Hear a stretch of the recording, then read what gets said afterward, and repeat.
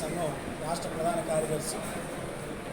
ఉపాధి హామీ పథకంలో గత 14 సంవత్సరాలుగా ఫీల్డ్ అసిస్టెంట్లుగా సీనియర్ జూనియర్ మేట్లుగా పనిచేస్తూ ఉన్నారు. వీళ్ళందరూ కూడా పేద కుటుంబాల నుంచి వచ్చినారు. సుమారు 17,000 నుంచి 16,000 మంది పనిచేస్తున్నారు. వీళ్ళందరికీ ఉద్యోగ భద్రత లేదు.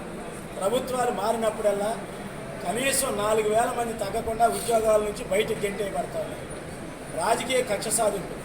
జగన్మోహన్ రెడ్డి గారు ప్రభుత్వానికి అధికారంలోకి వచ్చిన కొత్తలో మేము ఎవరి మీద కక్ష సాధింపులు చేయం, రాజకీయ వేధింపులు ఉండవు, ఎవరి కాళ్ళు భద్రంగా పనిచేసుకోవడానికి మేము భరోసా కల్పిస్తామని చెప్పి, కానీ దానికి భిన్నంగా ఈరోజు ఫీల్డ్ అసిస్టెంట్ల మీద కక్ష సాధింపు చర్యలు జరుగుతూ ఉన్నాయి. వీటిని వెంటనే అరికట్టాలని చెప్పి కూడా మేము రాష్ట్ర ప్రభుత్వాన్ని డిమాండ్ చేస్తూ ఉన్నాం. ధరలు, పెట్రోలు, డీజిల్, గ్యాస్ ధరలు, కరెంట్ ఛార్జీలు, ఆస్తి పన్ను, చెత్త పన్ను ఇవన్నీ బాగా పెరిగిపోయాయి. ఇటువంటి నేపథ్యంలో ఫీల్డ్ అసిస్టెంట్లు వచ్చేటువంటి చాలని జీతాలతో బతకలేకుండా ఉన్నారు. ఈరోజు అనేక గ్రామ పంచాయతీలని నగర పంచాయతీలుగా మారుస్తున్నారు. అనేక గ్రామాలని పట్టణాల్లో విలీనం చేస్తున్నారు. అటువంటి గ్రామాల్లో పనిచేస్తున్న ఫీల్డ్ అసిస్టెంట్లకు ఉద్యోగ భద్రత లేదు. వాళ్ళందరూ కూడా ఈరోజు రోడ్డును పడుతున్నారు. కూలీలు రోడ్డును పడుతున్నారు, ఫీల్డ్ అసిస్టెంట్లు రోడ్డును పడుతున్నారు. కాబట్టి ప్రభుత్వమే వాళ్ళకి ప్రత్యేక ఉపాధి కల్పించాలని చెప్పి కూడా మేము డిమాండ్ చేస్తా ఉన్నాం. ఈరోజు ఫీల్డ్ అసిస్టెంట్లకి రోజుకో రకమైన పనిభారం అవుతున్నారు. రకరకాల సమాచారం కావాలని చెప్పేసి రకరకాల యాప్ల నుంచి పంపించమంటున్నారు. కానీ 7-8 సంవత్సరాల క్రితం ఇచ్చినటువంటి సెల్ ఫోన్లే వాడమంటున్నారు. కొత్త సెల్ ఫోన్లు కొనిట్లా, కొత్త సెల్ ఫోన్లు కొనివ్వాలి, మెడికల్ బిల్లులు ఇవ్వాలి. అట్లాగే వీళ్ళల్లో అర్హులైనటువంటి వాళ్ళకి టెక్నికల్ అసిస్టెంట్లుగా, కంప్యూటర్ ఆపరేటర్లుగా, సీఈలుగా, ఏపీఓలుగా ప్రమోషన్ సౌకర్యాలు కల్పించాలని చెప్పి ఈ రాష్ట్ర ప్రభుత్వాన్ని డిమాండ్ చేస్తున్నాం. ఈ డిమాండ్ల సాధన కోసం ఈ నెల 17వ తేదీన మండల స్థాయిలో ధర్నాలు, 23వ తారీఖున అసెంబ్లీ సమావేశాలు జరుగుతున్నాయి. కాబట్టి అన్ని జిల్లాల్లో జిల్లా కలెక్టరేట్ల దగ్గర ధర్నాలు నిర్వహిస్తాం.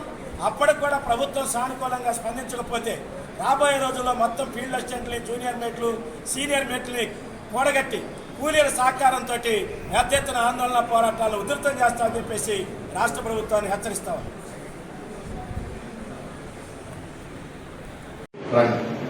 మనం పార్టీలకు చెందిన వాళ్ళకి కాదు, మేము తెలుగుదేశం పార్టీ కాదు, వైఎస్ఆర్ కాంగ్రెస్ పార్టీ కాదు. టీచర్ల చేత, గ్రాడ్యుయేట్స్ చేత ఎన్నుకోబడినటువంటి ఎమ్మెల్సీలో ఎవరైతే సమాజంలో ఇబ్బందులు పడుతున్నారో, ఎవరైతే తమ సమస్యల కోసం ఆందోళన చేస్తున్నారో వాటన్నింటినీ బలపరచడమే పీడీఎఫ్ ఉన్నటువంటి లక్ష్యం. అందుకని మీ అందరికీ కూడా, ముఖ్యంగా ఫీల్డ్ అసిస్టెంట్లుగా ఉన్న మీ అందరికీ పీడీఎఫ్ గ్రూప్ తరఫున హృదయపూర్వకంగా శుభాకాంక్షలు, మా సంపూర్ణ మద్దతు మీకు ఉండడానికి సందర్భంగా తెలియజేస్తాం. మహాత్మా గాంధీ జాతీయ గ్రామీణ ఉపాధి హామీ పథకం 16 ఏళ్ల క్రితం ప్రారంభమైంది. 2005 అక్టోబర్ 2న ఈ కార్యక్రమం ప్రారంభమైంది. అంటే గాంధీ గారి పుట్టినరోజు ఈ కార్యక్రమం ప్రారంభమైంది. బహుశా ప్రారంభమైనప్పుడు మీరు ఎవరు ఉన్నాడు అంటే ఈ ప్రోగ్రామ్ లో ఉన్నాడు మీరంతా మొదటి. ఈ కార్యక్రమం ప్రారంభం కావడానికి ప్రధానమైన కారణం ఆ రోజు 2005లో యూపీఏ గవర్నమెంట్ అధికారంలో మాత్రమే యూపీఏ సోనియా గాంధీ నాయకురాలు, ఆ రోజు మన్మోహన్ సింగ్ ప్రధాని. అంటే వాళ్ళ వల్ల రాలా ఈ కార్యక్రమం.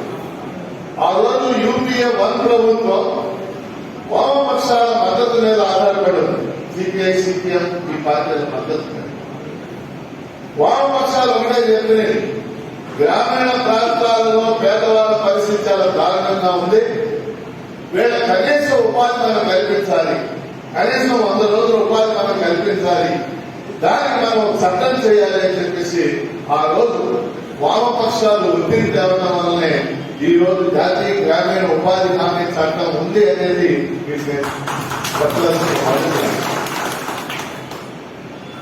ఈ రోజు ఈ చట్టం 16 ఏళ్ల తర్వాత పరిశీలిస్తే అనేక విజయాలు సాధించింది. పేదవాళ్ళకి ఉపాధి కల్పించింది, కడుపు ఉండే కాలంలో ఉపాధి కల్పించింది, వెనుకబడిన జిల్లాల్లో ఉపాధి కల్పించింది. మీరు ఆశ్చర్యమైన ఒక విషయం చెప్తారు. భారతదేశంలో వివిధ యూనివర్సిటీలు జాతీయ గ్రామీణ ఉపాధి హామీ పథకం అమలు జరుగుతున్న తీరు మీద కనీసం ఒక 100 మంది ఇప్పుడు పిహెచ్డీ చేసి 100 మంది పిహెచ్డీ చేసి పిహెచ్డీ అంటే తెలుసు లేదు నాకు తెలియదు. ఎంత గొప్ప పథకం కాబట్టి ఈరోజు చాలా మంది డిమాండ్ ఏంటంటే మేధావులు డిమాండ్ పట్టణ ప్రాంతాల్లో కూడా ఒక ఉపాధి హామీ పథకం అమలు చేయాలని చెప్పేసి వాళ్ళు డిమాండ్ చేస్తారు. నేను వారం రోజుల క్రితం గుంటూరు జిల్లా కలెక్టర్లు కలిశారు. వేరే పని వివేక్ యాదవ్ అని చెప్పేసి మంచి కలెక్టర్ ఆయన అది మాట్లాడతా ఈరోజు జాతీయ గ్రామీణ ఉపాధి హామీ పథకం ఉండబట్టే గ్రామీణ ప్రాంతాల్లో పేదలు బతుకుతున్నారు. పట్టణ ప్రాంతాల్లో కూడా ఇలాంటి పథకం పెట్టాలని మీ పార్టీ ద్వారా డిమాండ్ చేయించండి అని చెప్పేసి ఆయన అడిగారు.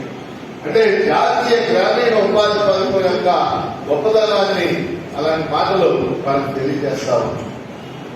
మన ఆంధ్రప్రదేశ్ లో కూడా మొట్టమొదటి బిగినింగ్ అనంతపురం యాక్చువల్గా ఈ ప్రోగ్రామ్ స్టార్ట్ అయింది 2005లో అనంతపురం జిల్లాలో.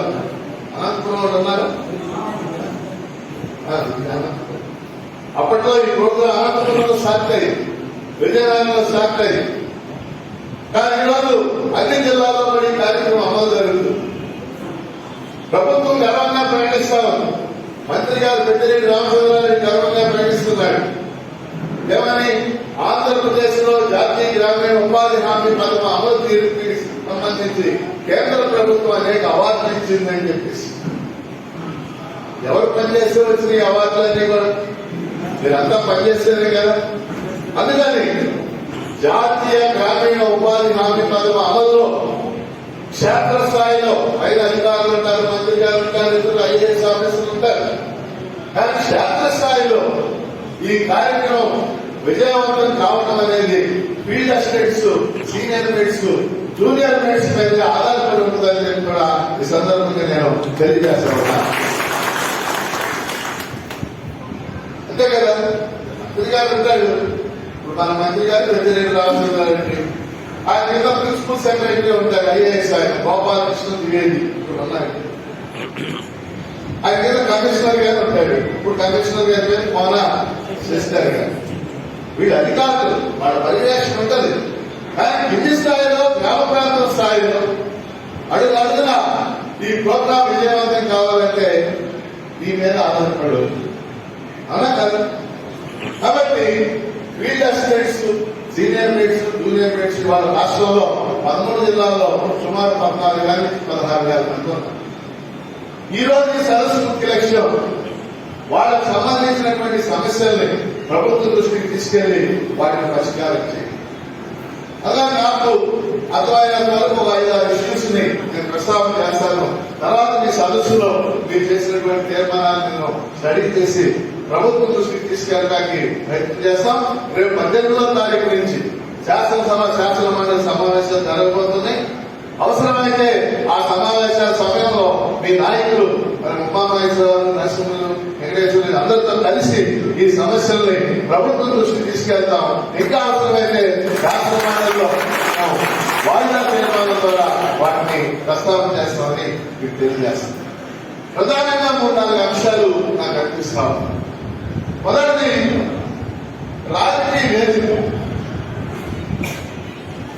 ప్రజాస్వామ్యంలో ఓ పార్టీ గెలవడం, ఒక పార్టీ ఓడిపోవడం ఇది చాలా సహజంగా జరిగేటటువంటి ప్రక్రియ. రకరకాల పార్టీలు ఉంటాయి. రాజకీయ ఓ పార్టీ గెలవచ్చు, ఓ పార్టీ ఓడిపోవచ్చు. ఎన్నో పార్టీలు చూసాం మనం 1956లో ఉమ్మడి రాష్ట్రం ఏర్పడింది. అప్పటి నుంచి ఈ రామారావు గారు 1983లో ముఖ్యమంత్రి అయ్యారు. అదే రామారావు గారు 89లో ఓడిపోయాడు కాంగ్రెస్ కలిసి. మళ్ళీ 94లో రామారావు గారు గెలిచాడు. గెలవడం వాడటం పార్టీలు మారుతా ఉంది. మన రాష్ట్రం కూడా రాష్ట్రంలో విడిపోయిన తర్వాత 2014 ఎన్నికల్లో చంద్రబాబు నాయుడు గారు ముఖ్యమంత్రి అయ్యారు. ఆయన తెలుగుదేశం పార్టీ 5 ఏళ్ళు పరిపాలన చేశాడు. ప్రజలకు నచ్చలేదు, ఓడించారు. 2019లో జగన్మోహన్ రెడ్డి గారు ముఖ్యమంత్రి. నేను చెప్పదలుచుకుంటే అర్థమైంది మీకు. పార్టీని ఏమవుతామంటే మారుతాం. కానీ ఉద్యోగులు శాశ్వతం, ఉద్యోగులు శాశ్వతం. కానీ వీళ్ళు ఏం చేస్తున్నారంటే రాజకీయ పార్టీలు కాంట్రాక్ట్ ఉద్యోగుల్ని అవుట్సోర్సింగ్ ఉద్యోగుల్ని ఇలాంటి వాళ్ళని వేధించి మా పార్టీ అధికారంలోకి వచ్చింది, ఇప్పుడు మిమ్మల్ని తీసేసి మా పార్టీ వాళ్ళు వేసుకుంటాం అనేటువంటి పద్ధతిలో రాష్ట్రం అంతా కాదు కానీ కొన్ని ప్రాంతాల్లో కొన్ని నియోజకవర్గాల్లో జరుగుతాం. నేను మా గుంటూరు జిల్లాలో కూడా మా గుంటూరు జిల్లాలో గుంటూరులో ఉంటాను. 15 అసెంబ్లీ నియోజకవర్గాలు, 12 నియోజకవర్గాలు బాగా ఉన్నాయి. కానీ 2-3 నియోజకవర్గాలు నరసరావుపేట, సత్తెనపల్లి ఇలా కొన్ని నియోజకవర్గాలు, ఆ నియోజకవర్గాల్లో నేను ప్రత్యక్షంగా చూశాను. అంతకుముందు తెలుగుదేశం వాళ్ళు గెలిచినప్పుడు అంతకుముందు వాళ్ళు కాంగ్రెస్ అని తీసేసి వాళ్ళు చేశారు. మళ్ళీ తెలుగుదేశం ఓడిపోయాక వైఎస్ఆర్ కాంగ్రెస్ పార్టీ వాళ్ళు వాళ్ళని తీసేస్తారు. అలా చాలా జిల్లాలో మీకు అనుభవం ఉన్నాడు. అలా రాజకీయ వేదికలు గురి చేసి ఫీల్డ్ అసిస్టెంట్ కానీ రైతులు కానీ దాదాపు 3-4 వేల మందిని తొలగించాలని చెప్పేసి మనకున్న నివేదికలో చెప్తుంది. ఇది కరెక్ట్ కాదు. ఖచ్చితంగా ఈ అంశాన్ని రేపు కమిషనర్ గారిని కలుస్తాం. ఆయన దృష్టికి తీసుకెళ్లి ఇలా అన్యాయంగా తొలగించిన వాళ్ళందరినీ పునర్నియామకం చేయాలని చెప్పేసి మన ప్రభుత్వాన్ని డిమాండ్ చేస్తా ఉన్నాం. అలాగే రెండో అంశం, ఇవాళ మీకు ఇచ్చేటటువంటి వేతనాలు. ఇందాక ఉమామహేశ్వర్ చెప్పారు, మీకు ఇచ్చే వేతనాలు 7,500, 8,000, ఇలాంటి 9,000, 10-11,000 లోపు అని 7,500 నుంచి 12,000 లోపు వస్తున్నట్టు మనకి యాక్సిడెంట్. ఈ రోజున్న పరిస్థితుల్లో ఒక 6,000, 7,000, 8,000లో ఒక కుటుంబం జీవించడం, పిల్లల్ని చదివించుకోవడం, ధరలన్నీ పెరిగిపోయింది. మనందరికి తెలిసినటువంటి విషయం. వాళ్ళ పాఠశాలలో పెద్ద ఎత్తున అప్పుడు ఎయిడెడ్ పాఠశాలలు ఉన్నాయి. ఆ ఎయిడెడ్ పాఠశాలను రద్దు చేసేస్తా ఉన్నాయి. చాలా చోట్ల నేను నదిగా వెళ్ళే పిల్లలు ఆందోళన చేస్తాం. పేద పిల్లలు అక్కడ చదువుకుంటున్నారు. శ్రీలంక వాటి పిల్లలు తెలిసిన ప్రైవేట్ స్కూళ్ళలో చదువుకుంటున్నారు. పెద్ద ఎత్తున మన జీవన ప్రమాణాలకు సంబంధించి ధరలు పెరిగిపోయినటువంటి టైంలో వాళ్ళు ఇచ్చే 7,000, 8,000, 9,000తో ఏ విధంగా కుటుంబం జీవించడం అనేది ముఖ్యమైనటువంటి. అందుకని తప్పనిసరిగా ఈ వేతనాన్ని పెంచాలి. కనీసం 18,000 వేతనం ఉండేలాగా చేయాలని కూడా మన సదస్సు తరఫున డిమాండ్ చేస్తాం. అంటే వాస్తవంగా కింద పిఆర్సీ వచ్చినప్పుడు, అంటే ఇప్పుడు రాబోయేది 11వ పిఆర్సీ. అంటే పిఆర్సీ తెలుసుకొని మీరు వేతన సవరణ. ఇప్పుడు 11వ పిఆర్సీ అమలు చేయమని ప్రభుత్వం మీద ఒత్తిడి చేస్తాం. 2 ఏళ్ల క్రితం అది అమలు జరగాలి, ఇంతవరకు అమలు జరగాలి. ఎంత ముందు పిఆర్సీ కనీసం ఒక కార్మికుడికి కానీ ఒక ఉద్యోగికి కానీ కనీస వేతనం 18,000 ఉండాలండి. న్యాయంగా అయితే 21,000 ఉండాలి మామూలుగా మన ఇంటి ప్రకారం. కానీ కనీసం 18,000 అయినా సరే వీళ్ళందరికీ కూడా అమలు చేయాలని చెప్పేసి మనం డిమాండ్ చేస్తున్నాం. ఈ డిమాండ్కి మీ అందరికీ కూడా మేము సంపూర్ణ మద్దతు తెలియజేస్తామని కూడా తెలియజేస్తాము. అట్లాగే ఈరోజు ఉద్యోగ భద్రతకు సంబంధించి కాంట్రాక్ట్ వాళ్ళని కానీ అవుట్ సోర్సింగ్ వాళ్ళని కానీ అలా మీకు సంబంధించి మాన్యువల్ డేస్ లెక్కేసి అనేక మందిని తీసేసి మనం చూస్తాం. చాలా సార్లు కాంట్రాక్ట్ గా పనిచేస్తున్న వాళ్ళని రెన్యువల్ చేయకపోవడానికి కూడా మనం గమనిస్తాము. అందుకని చాలా డిపార్ట్మెంట్లో మేము కోరుతుంది ఏంటంటే, ఎందుకంటే మేము చాలా డిపార్ట్మెంట్ ఎమ్మెల్సీగా రిప్రజెంట్ చేస్తాం. ఆ చేసినప్పుడు మేము చేస్తున్న డిమాండ్ ఏంటంటే ఉద్యోగ భద్రత కల్పించాలి.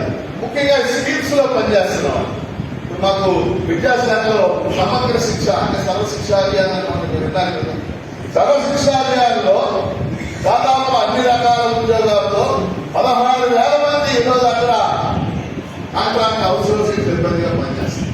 16,000 మంది. వాళ్ళందరినీ మేము కోరేది ఒకటే, వేరే ఉద్యోగ భద్రత కల్పించండి. ఉద్యోగ భద్రత అంటే అర్థమైంది అంటే ఇష్టానుసారం తొలగించడానికి వీల్లేదు, మేము రెన్యువల్ చేయమని తొలగించడానికి వీల్లేదు. వీళ్ళు ఎన్నాళ్ళైతే ఉన్నారో 60 ఏళ్ళు 50 ఏళ్ళు ఉండదు కదా, ఆ టైం దాకా నేను కంటిన్యూ చేయాల్సిందే. అది ఉద్యోగ భద్రత. ఉద్యోగ భద్రత లేదు, పర్మనెంట్ కావడం లేదు. అందుకని field assistants, junior mains, senior mains వీళ్ళకి సంబంధించినటువంటి అంశాలు కూడా ఈ ఉద్యోగ భద్రత ముఖ్యమైనది. దానికి సంబంధించి కూడా మేము ఒత్తిడి చేస్తామని సందర్భంగా మీకు తెలియజేస్తా ఉన్నాను. అట్లానే ఇంకా అనేక డిమాండ్స్ రాశారు. సెల్ ఫోన్లు పాతగా అయిపోయింది, సహజమే కదా. సెల్ ఫోన్ చాలా చోట్ల అవి మాట్లాడి టెక్నాలజీ మారుతాం. మన కళ్ళ ముందే చూసాం. 1G, 2G, 3G, 4G, ఇప్పుడు 5G మారిపోతా ఉంది టెక్నాలజీ. మారుతున్న టెక్నాలజీకి అనుగుణంగా మీ పదంతా కూడా వాటితో ఆధారపడి ఉంది కాబట్టి కొత్త ఫోన్లు ఇవ్వాలనేటువంటి డిమాండ్ కానీ, అలాగే మీ మెడికల్ బిల్లులకు సంబంధించి కూడా బకాయిలు నెల తరబడి బకాయిలు ఉంటుంది, అవి ఇవ్వాలనేటువంటి. అట్లాగే మీకు ప్రమోషన్ అవకాశాలు కంప్యూటర్ ఆపరేటర్లుగా కానీ, ఫీల్డ్ అసిస్టెంట్, మన టెక్నికల్ అసిస్టెంట్లు కానీ ఇలాంటి ఉద్యోగాలు ఉన్నాయి కాబట్టి మీ వాటిలో మీరు అర్హతలు ఉన్నటువంటి వాళ్ళు ప్రమోషన్ అవకాశాలు ఇవ్వాలి. ఇలాంటి డిమాండ్స్ చాలా ఉన్నాయి, తీర్మానం ఉంది.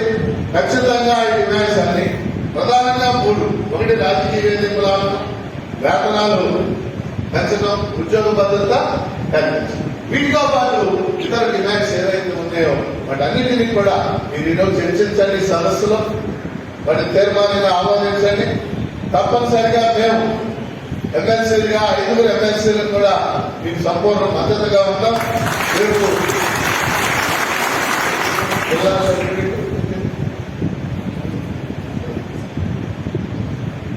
నెక్స్ట్ మీ కార్యాచరణను ప్రకటిస్తారు. జిల్లా కేంద్రాల్లో కూడా ధర్నాలు పెట్టబోతున్నారు. అక్కడ కూడా మేము వీలైన చోట్ల పాల్గొంటాము. శాసనమండలి సమావేశాలు లేకపోతే కనుక ఆ రోజు మీతో పాటు పాల్గొంటాం. మన నాయకుల్ని తీసుకుని ఈ వారం 10 రోజుల్లోనే ముందు శశిధర్ గారిని, మన శశిధర్ గారు ప్రస్తుతం కమిషనర్ పంచాయతీరాజ్ రూరల్ డెవలప్మెంట్, ఆయన పాజిటివ్ గానే ఉంటాడు. ఆయన అంతగా గుంటూరు జిల్లా కలెక్టర్ గా చేశాడు, నాకు బాగా పరిచయం. ఆయన ఇక్కడ వ్యక్తిగత పరిచయాలనేది మనం కొందరికి కలవడానికి, వాళ్ళని చెప్పడానికి ఉపయోగపడు.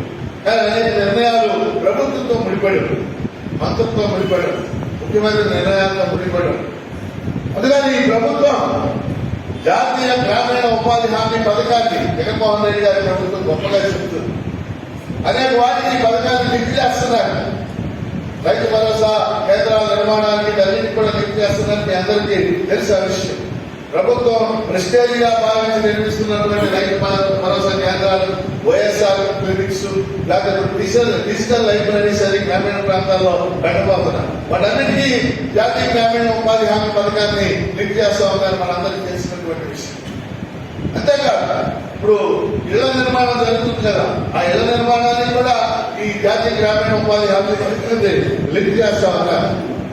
ఇది నేను చెప్పదలుచుకుంది, ప్రభుత్వం ఈ పథకాన్ని ఒక గొప్ప పథకంగా భావిస్తుంది.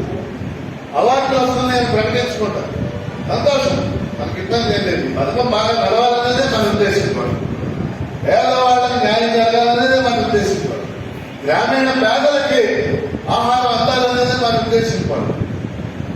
అంటే చాలా మంది మీకు అందరూ తెలుసుకోలేదు, జాతీయ గ్రామీణ ఉపాధి హామీ పథకాన్ని చాలా మంది విమర్శిస్తూ ఉంటారు. తెలుసు, ముఖ్యంగా రైతాంగం, రైతులు వీళ్ళు పనిచేయట్లేదు, ఈ పథకం వచ్చాక పల్లెటూరులో పనిచేయట్లేదు, అది ఆయన పని చెప్తే ఆయన కూడా పనిచేయలేదు. ఆయన పొలాలు కౌలుకి కూర్చుంటాడు, ఆయన అక్కడి నుంచి మాట్లాడుతూ ఉంటాడు. పనిచేయాలిగా ముందు ఇవన్నీ ఉంటాయి. ఇవన్నీ ఉన్నప్పటికీ కూడా మనం అనేది జాతీయ గ్రామీణ ఉపాధి హామీ పథకం ఈ దేశంలో గ్రామీణ పేదలకి ఒక ఆలంబనగా నిలబడింది. వాళ్ళు తిండి తినడానికి ఉపయోగపడింది కాబట్టి ఈ పథకం కొనసాగుతుంది. అది ఒక జీవోల ద్వారా వచ్చిన పథకం కాదు, మీరు అందరూ గమనించారు. దేని ద్వారా వచ్చింది? అది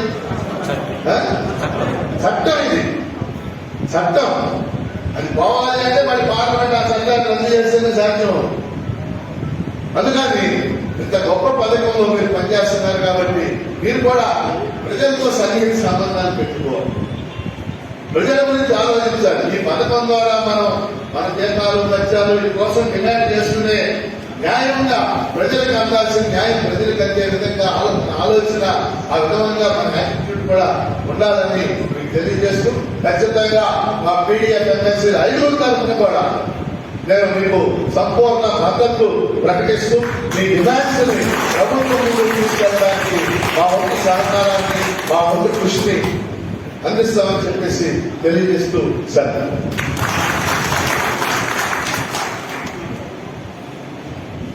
థ్యాంక్ యూ సార్. ఈరోజు రాష్ట్ర మిగిలిన సదస్సు సందర్భంగా మన సమస్యలపై రాష్ట్ర ప్రభుత్వానికి శాసనసభలో శాసన మండలిలో మన డిమాండ్స్ అమలు చేయించడానికి రాష్ట్ర ప్రభుత్వం ద్వారా రాష్ట్ర ప్రభుత్వానికి ప్రభుత్వ దృష్టికి తీసుకెళ్లి మీ న్యాయమైన డిమాండ్స్ ని నెరవేర్చడానికి మా వంతు చేస్తామన్నటువంటి సందర్భంగా మన ఎమ్మెల్సీ గౌరవనీయులు లక్ష్మణరావు సార్ గారికి ప్రత్యేక ధన్యవాదాలు తెలియజేస్తున్నాం. అదేవిధంగా ఈరోజు రాష్ట్ర సదస్సుకి ముఖ్య అతిథులుగా వచ్చేసినటువంటి వ్యవసాయ కార్మిక సంఘం ప్రధాన కార్యదర్శి వెంకటేశ్వరరావు గారు, అదేవిధంగా ఈరోజు ఉపాధి హామీ పథకంలో ఫీల్డ్ అసిస్టెంట్లు సిఐటి కింద యూనియన్ గా ఉన్నారంటే కేవలం సార్ గారు చేసినటువంటి కృషి. వ్యవసాయ కార్మిక సంఘం ద్వారా ఫీల్డ్ అసిస్టెంట్లని యూనియన్ చేసి ఆ చేసినటువంటి యూనియన్ సిఐటికి అప్పగించినటువంటి ఘనత కేవలం మన వెంకటేశ్వర సార్ గారే. ఈ సందర్భంగా సార్ గారు మాట్లాడవలసిందిగా కోరుతుంది.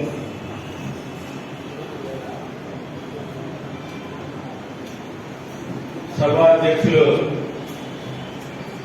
నరసింహ గారు, వేదిక మీద ఉన్నటువంటి పెద్దలు, గౌరవనీయులు, ప్రజల యొక్క ఆశాజ్యోతి లక్ష్మణరావు గారు, అందరూ ఎమ్మెల్యేలు, ఎమ్మెల్సీలు, సభలు, గుడులు, గోపురాల చుట్టూ తిరిగితే ఏం పని పాటలు ప్రజల చుట్టే తిరుగుతుంది. ప్రత్యేకత ఎమ్మెల్సీలు ప్రజాప్రతినిధి ఎలా ఉండాలో, ప్రజల కష్టాలు ఎలా చూడాలో ఇలాంటి వాడు చూసి చాలా నేర్చుకోవాలి ఎమ్మెల్యేలు, ఎమ్మెల్సీ. ఈరోజు గెలిపించుకున్న సిగ్గుపడతారు. మా గురించి ఏమన్నా కౌన్సిల్లో, అసెంబ్లీలో మాట్లాడతామని ఎక్కడైనా మాట్లాడతారేమంటే ఏదైనా గవర్నమెంట్ మీద మాట్లాడితే మా పని పోతున్నాం పోయింది. కాబట్టి ఈ పక్షాన 6 మంది ఎమ్మెల్సీలు ఉన్నారన్నందుకు వారికి ప్రత్యేకమైన ధన్యవాదాలు. సరే, మన ఈరోజు సరైన సమయంలో ఒక నిర్దిష్టమైన డిమాండ్తో ఈ సదస్సు ఏర్పాటు చేసినందుకు ముఖ్యంగా ఉమామహేశ్వరరావు నరసింహని అభినందిస్తున్నాం. ఫీల్డ్ అసిస్టెంట్ యూనియన్ కొత్తేం కాదు. మనం 2006 అక్టోబర్ 2 హైదరాబాద్ లో గాంధీ హాల్ ఉంది, గాంధీ భవన్ హైదరాబాద్. ఫస్ట్ 8 జిల్లాలు ప్రారంభమైనప్పుడు మన ఫీల్డ్ అసిస్టెంట్ లో తీసుకున్న జీతం అప్పుడు ప్రారంభంలో ఎంతో మీకు అందరూ తెలుసు. ఎంత? 8 గౌరవ వేతనం. ఉపాధి హామీ 80 రూపాయలు ఆ రోజు నిర్ణయించారు. ఆ లెక్కలెక్కేసుకుందాం 3,324 2,400 ఉండాలి అని మనం గాంధీ భవన్ లో మొట్టమొదటి ఆ రోజు ప్రిన్సిపల్ సెక్రటరీ రాజు గారు ఉన్నప్పుడు మనం మీటింగ్ పెడితే 8 జిల్లాల నుంచి దాదాపు 2,500 మంది వచ్చారు. 2,500 మంది ఫీల్డ్ అసిస్టెంట్ వస్తే గాంధీ భవన్ పట్టక ఆనాడు ఉన్నటువంటి ప్రిన్సిపల్ సెక్రటరీ ముక్కుల రాజు గారు అక్కడ వచ్చి 2,200 వేతనం పెంచాడు. అంటే నేను ఎందుకు చెప్తున్నానంటే, నేను ఎంత బాగా ఉపన్యాసం చెప్పి మీరు సపోర్ట్ పెట్టినా, ఎమ్మెల్సీ గారు మీరు లేకుండా ఎంత కౌన్సిల్లో మాట్లాడినా, మనం అందమైన దేశ పొయ్యి మీద పెట్టి కింద మంట లేకపోతే వంట అవుతుందా? కాబట్టి ఈరోజు మీటింగ్ పెట్టి మన దగ్గర ఎంతమంది ఉన్నారు? 13,000 మంది ఉన్నారు ఫీల్డ్ అసిస్టెంట్. మనం ఎంతమంది వచ్చారు సదస్సుకి? 150 మంది కూడా లేవు. జగన్మోహన్ రెడ్డి ఎక్కడ భయపడతారని మనం చూసి,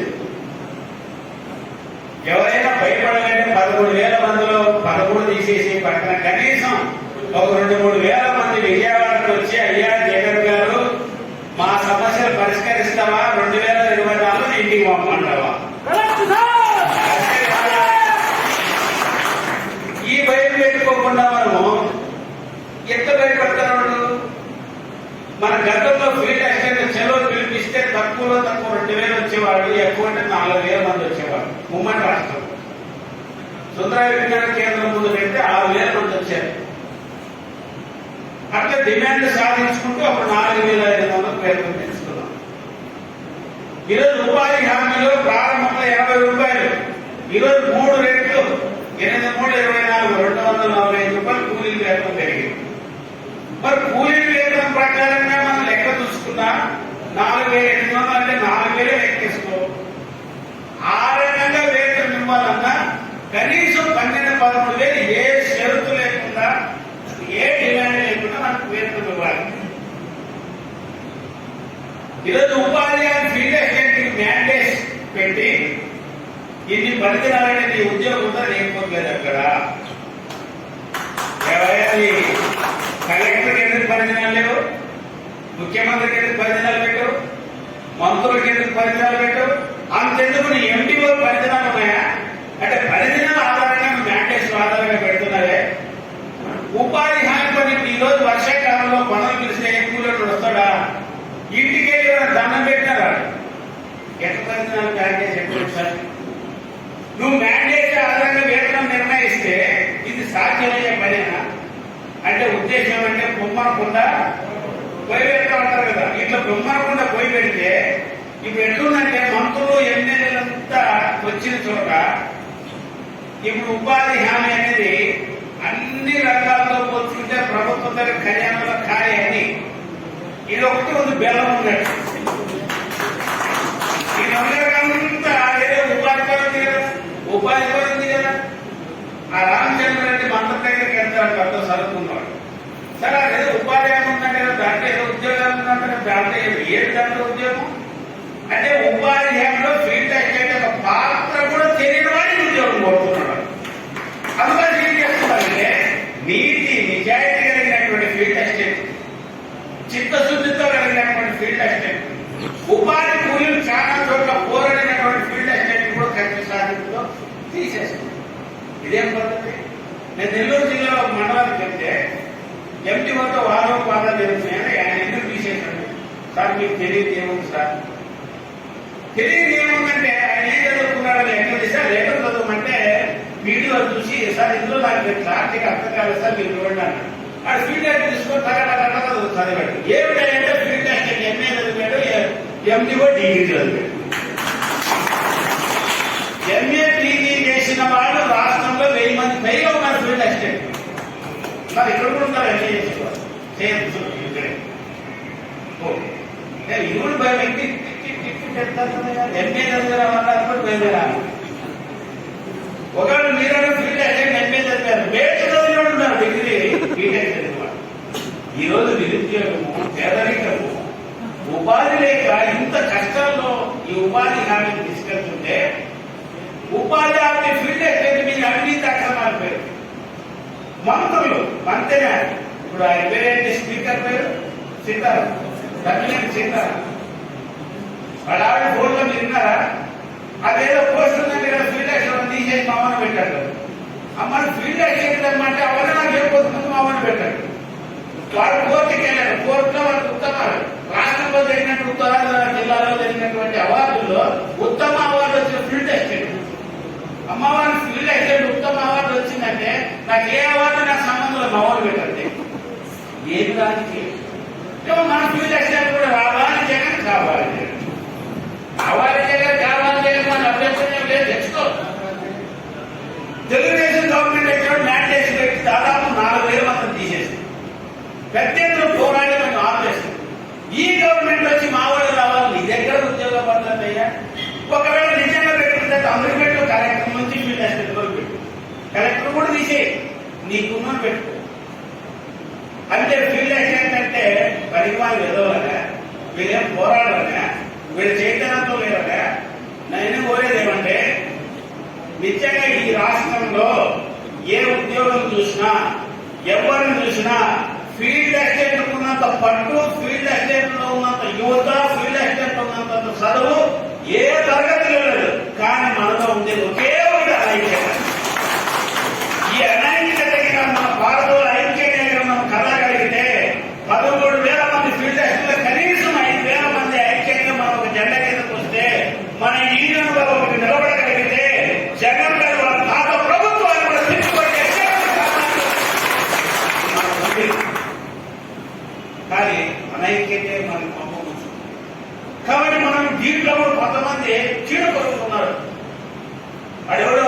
గుంటూరులో ఒకడు ఉన్నాడు, కర్నూలులో ఒకడు ఉన్నాడు, అక్కడ చీడపురుగులు ఉన్నారు. ఏమిటి చీడపురుగులు అంటే ప్రభుత్వ ఏజెంట్లు. ఏదైనా ఐక్యం ఉండి మనం ఫీల్డ్ అసిస్టెంట్ మీద ఖర్చు పెట్టడం మన హక్కులు సాధిస్తున్నాం బయలుదేరితే ఉమాశ్వరం అంటే ఎందుకు పోతారా, ఆ ఎందుకు పోతారా, ఈ ఎందుకు పోతారా అంటే మనలో ఐక్యతను కూడా దెబ్బతీయడానికి కొంతమంది చీడపురుగులు ఉన్నారు. నేను ఈరోజు మిమ్మల్ని విజ్ఞప్తి చేస్తాను, మనమంతా కలిసి పెద్దిరెడ్డి రామచంద్ర రెడ్డి దగ్గరికి వెళ్ళి పెద్ద గజమాల వేసి అయ్యా మా జీతం పెంచుదాం మనం అందరూ అడగాలి.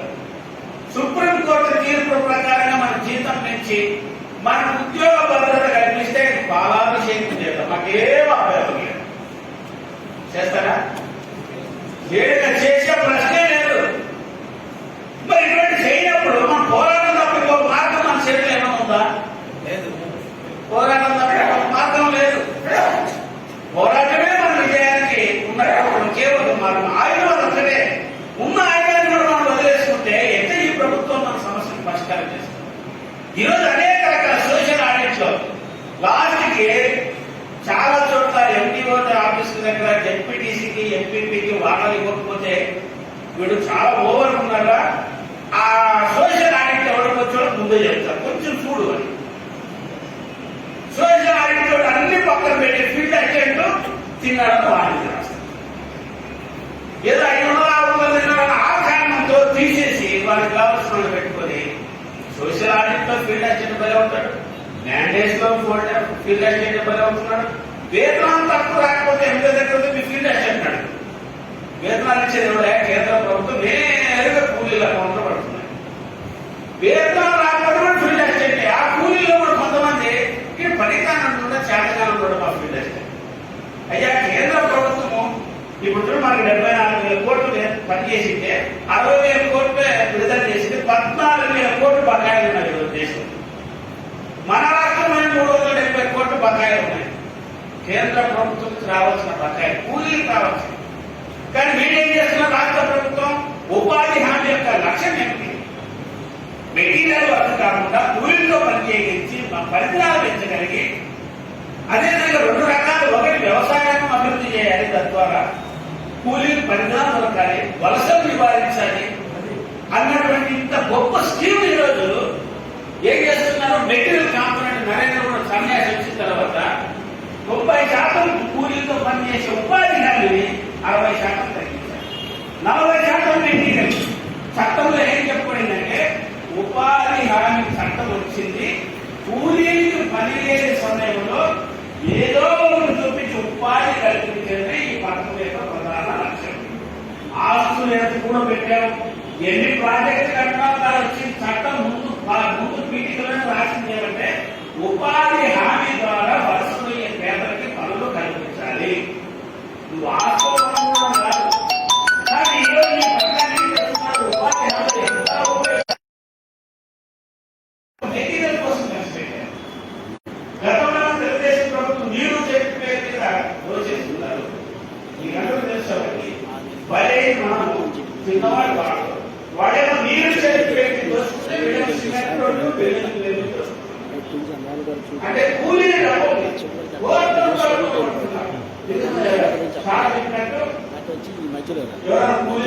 గొప్ప కష్టపడి పని చేస్తుంటే ఊర్లో కూర్చొని చాలా మన కడప కూలికి కూలీ పని చేసి వస్తుంటే వాళ్ళతో పాటు వస్తున్నాం.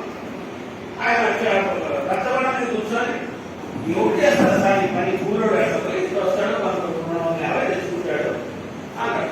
లేదు నువ్వేం కూర్చోవాలి, నువ్వు కూడా ఎక్కడికి రావచ్చు, నీకు 250 వస్తుంది కదా అంటే ఈ ఎక్కడికి నేను ఎక్కడ చేస్తాను సార్?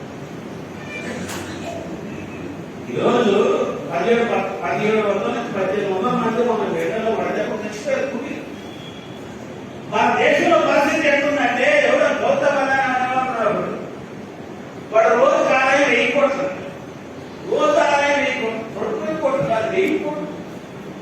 1000 కోట్లు రోజు ఆదాయం వాటికి వచ్చినా ఏం మొదలు. రిలయన్స్ వాడికి 1,00,000 నుంచి 8 లక్షల కోట్లు పెరిగినా వాడురా దేవుడు ఇచ్చాడు అనుకుంటారు. పెద్ద పెద్ద వాళ్ళు ఎంత మింగినా ఎవరికి లెక్కలేదు. అధికార పార్టీ వాళ్ళు కోట్లు మింగినా లెక్కలేదు.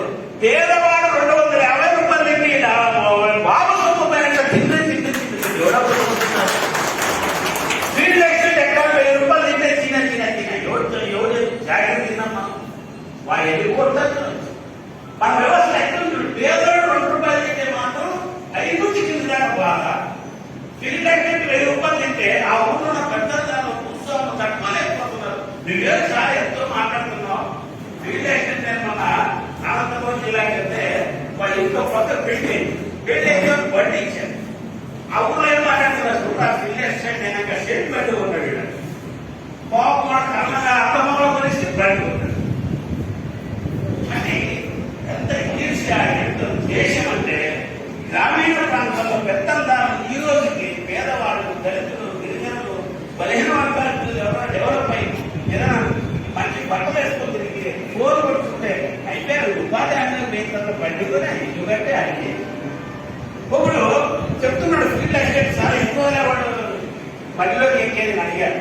సంవత్సరం అయితే సార్ ఇల్లు కట్టాడు. ఎంత ఏదైనా 12 లక్షలు. నేను చెప్పాను వారి జీతం మొత్తం కలిపి ఎక్కేస్తే రోజుకి 50,000 జీతం వచ్చినప్పుడు రాగదే ఎట్లా ఇల్లు అంటే కట్టాడు సార్. అంటే ఎట్లా కట్టాడంటే కట్టాడు. ఇంత దుర్మార్గమైన దుష్ప్రచారం.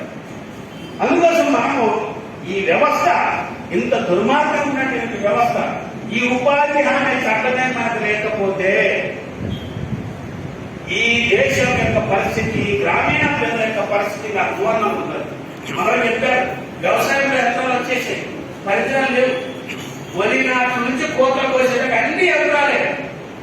ఈ ఎంత బతికేది మన కుటుంబాలు ఎంత? మన కుటుంబాలు అంటే వీడు వచ్చిన వాళ్ళంతా కూలి కుటుంబాల నుంచి వచ్చిన వాళ్ళే నాకు తెలిసి. సన్నకారు రైతు కుటుంబం నుంచి వచ్చిన వాళ్ళే. భూస్వామి కుటుంబం నుంచి వచ్చిన వాళ్ళు ఉన్నారా ఇక్కడ? భూస్వామి కుటుంబం నుంచి వచ్చిన వాళ్ళు ఈ పని చేస్తారు, మన మీద పెత్తనం చేసే పని చేస్తారు. ఇప్పుడు ఇది కూడా గ్రామాల్లో పరిస్థితి ఎట్లా వచ్చిందంటే మున్సిపాలిటీలో పంచాయతీ పెడతారు మన ఉద్యోగాలు. మీరు ఆ డిమాండ్ ఈరోజు పెట్టాలి. ఈ కాలంలోనే దాదాపు 700 మంది ఫీల్డ్ ఎస్టేట్ పోస్టులు పోయినాయి. ఇప్పుడు రాజధాని అమరావతి, తాడేపల్లి, మంగళగిరి ఈ గ్రామాలని మున్సిపాలిటీలో కలిపారు. 20 గ్రామాలు, దాదాపు 10,000 మంది పనిపోయింది. దాదాపు గ్రామంలో ఉన్నటువంటి 30 మంది ఫీల్డ్ ఎస్టేట్ ఉద్యోగం పోయింది. మేము పోయి కమిషనర్ కలిసాం. నేనేమి చేస్తాం సార్ పోయి కోర్టుకి వెళ్ళాం. కోర్టులో కేసు వేసాం. ఇన్ని పరిచయాలు పెండింగ్ ఉన్నాయి, ఇన్ని వరకు సెలెక్ట్ చేసి గ్రామ పంచాయతీలో పనులు అయిపోయినాయి. మీరు అర్థాంతరంగా ఈ పని ఉపాధి పని ఆపేశారు అని కోర్టుకు పోతే హైకోర్టు తీర్పు ఇచ్చి ఏం చెప్పిందంటే ఫీల్డ్ ఎస్టేట్ ఉద్యోగాలు ఇవ్వండి, వాళ్ళకి పని ఇవ్వండి అని తీర్పు చెప్పింది. వ్యవసాయ ఇప్పుడు అన్ని పంచాయతీలు ఇవ్వమని చెప్పింది. అందుకోసం మీరు ఎక్కడైనా కొత్త కలిసిన మున్సిపాలిటీలో 2022 దాకా వాళ్ళకి చేర్చుకోమని చెప్పింది. ఆ కాదు మనందరూ ఉమామేశ్వరరావు గారు తీసుకెళ్లి దాంట్లో పోరాడి ఆడినట్టు కూడా మనం పెట్టాలి.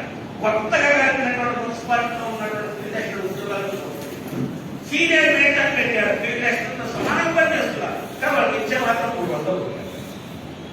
సీనియర్ మేటర్ ఇంకెప్పుడు ఫీల్డ్ ఎస్టేట్ చేసేది 10 సంవత్సరాల నుంచి సీనియర్ మేటర్ ప్రమోషన్ చేయాలి. సీనియర్ మేటర్ మనం అడగలేదు. సీనియర్ మేటర్ ఫీల్డ్ ఎస్టేట్ ఇవ్వని మనం మన డిమాండ్ పెట్టాలి, వాళ్ళకు రావాలి.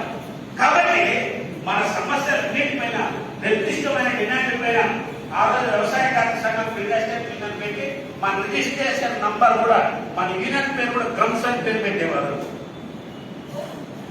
గ్రామీణ ఉపాధి హామీ సంఘం అని పెట్టాం. మన రిజిస్టర్ నంబర్ కూడా H44 నాకు బాగా గుర్తుంది. H44 మన రిజిస్ట్రేషన్ నంబర్ కూడా ఉంది. కాబట్టి రానున్న కాలంలో మన నిర్దిష్టమైన డిమాండ్ల పైన, మన హక్కుల పైన అన్నిటికంటే ఉపాధి హామీ చట్టాన్ని కాపాడుకోవడం ప్రధానమైన కర్తవ్యం. ఉపాధి హామీ చట్టం ఉంది కాబట్టి 34,000 మంది నిరుద్యోగులు పనిచేస్తున్నారు. మన రాష్ట్రంలో 45 లక్షల కుటుంబాలు ఇందులో ఉపాధి పొందుతున్నాయి. దేశవ్యాప్తంగా 6 కోట్ల మంది కనీసం ఒక ముద్ద తిరగలుగుతున్నారు. కరోనాలో కాపాడుకుంటున్నటువంటి ఇటువంటి చట్టాన్ని రక్షిస్తున్నారు. మనం దానికి కావాలి. అంతిమంగా నేను కోరేది మీకేమంటే రేపు నవంబర్ 18 నుంచి అసెంబ్లీ సమావేశాలు ప్రారంభమయ్యాయి. మనం 45 డిమాండ్ నిర్దిష్టంగా డిమాండ్ పెట్టుకున్నాం. ఇక్కడికి వచ్చిన వాళ్ళ జిల్లాలో మీరు నష్టం గురించి నాకు తెలుసు. ఆడ పడుతున్న కష్టం, ఉద్యోగం లేకపోయినా ఊరూరు తిరిగి ఫీల్డ్ ఎస్టేట్ కూడ కట్టి వచ్చిందా ఎంత పడుతుంది. నర్సింగ్లాగా మీరు అంత చేయగలిగితే ఈరోజు ఈ హాల్ కట్టేది కాదు. నర్సింగ్లాగా మీరు అంత కష్టపడితే 45,000 మంది సమీకరించారు. అందుకోసం వ్యవసాయ కార్మిక సంఘం కూడా మీరు భాగస్వామ్యం అవుతారు. ప్రతి మండలంలో వ్యవసాయ కార్మిక సంఘం కార్యకర్తలు ఫీల్డ్ ఎస్టేట్ కోసం నిరంతరం డిమాండ్లో మీరు ఉండే ఉంటుంది. ఈ అసెంబ్లీ సమావేశాలు జరిగేటప్పుడు చలో అమరావతి కార్యక్రమం పెట్టి 5,000 మందిని సమీకరించి పెద్దరెడ్డి రాజశేఖర రెడ్డి, అయ్యా జగన్మోహన్ రెడ్డి, మా సమస్యలు పరిష్కరిస్తావా లేదా 2024లో మీ సంగతి చేస్తామని పద్ధతుల్లోనే ఈ ప్రభుత్వాన్ని వెడలించడానికి ఐక్యంగా కావాలి. ఈ ఐక్యంలో మేము ముందుంటామని తెలియజేస్తూ మీకు అందరికి ధన్యవాదాలు.